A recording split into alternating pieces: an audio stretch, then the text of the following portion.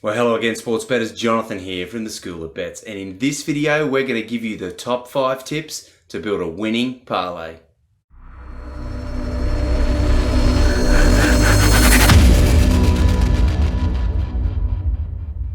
The first tip is use free bets. Now the thing with parlays, we know it's high risk and it's high reward, but oftentimes you get beaten. And sportsbooks love that, that's why they encourage betting parlays. So why not use the free bets that you gather through your sportsbook to throw them on a parlay? There's 2 good reasons for this. One, you're staking small, and so that when you are betting on a high risk market, you're not actually using your own money, you're using the money of the sportsbook, so it kind of reduces your risk and it reduces your exposure to the market. But also, it allows you to make the most of your bonus bet, because bonus bets or free bets do not return the stake, they only return the profit from the bet. So you may as well be looking for something with a big return. Why not make it a parlay? Why not use your free bets to bet a parlay? The second tip is to make sure that your bets don't overlap as they play out. That is, make sure that each leg of your parlay is played at a separate time according to the clock. And the reason for this is pretty simple. By doing that, you allow yourself opportunities for cashing out and hedging. If you have too many legs that are being played at the same time or are occurring at the same time, you will often not get offered a cash out figure, because the sportsbook, it's too difficult for their algorithm to come up with an exact cash out figure, and so they just don't offer it.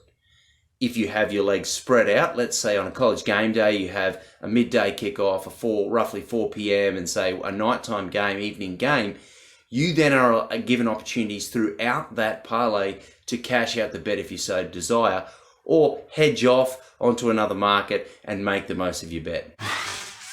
The third tip is the double dog parlay. Now what we mean by that is 2 underdogs. 2 underdogs where you've seen some value, of course, not just randomly chosen, but 2 underdogs where you think both have a really good chance of winning, and potentially the market is asleep to that.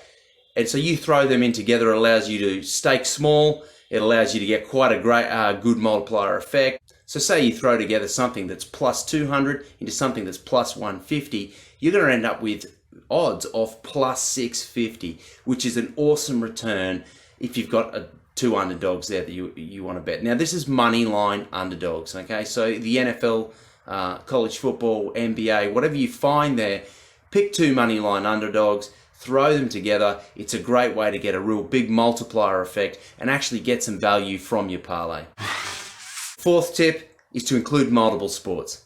It is unbelievable the amount of times that you see someone's parlay which only includes legs from, for instance, the NFL or the NBA or so on. When you can actually scan across multiple sports, go and find value that exists across multiple sports. Pick the best value that you can find and don't confine yourself to that one sport. That way you can build a 3 to 4 leg parlay where every single leg represents value. That's going to give you sensational potential payout odds, but it's going to give you great options when it comes to hedging and cashing out, because you've been picking the value up all along the way. You've got an exit strategy in there as well. Do not confine yourself to one individual sport. Now the 5th, and I think most important tip when you're betting parlays and wanting to build one that wins, is avoid the point spread. It is unbelievable to me the amount of times you see a bettor link together multiple point spread or handicap bets into a single parlay. You are giving away edge to the bookmaker on every single one of those legs. When that's multiplied through, it really hurts you and hurts your bottom line.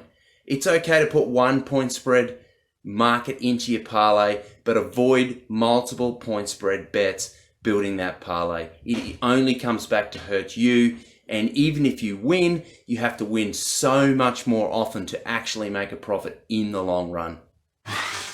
So that's our top 5 tips for building a winning parlay. We've got a ton more advice on how to make your parlays work for you in the show notes. There's a link down there. Click on that. Go to schoolofbets.com.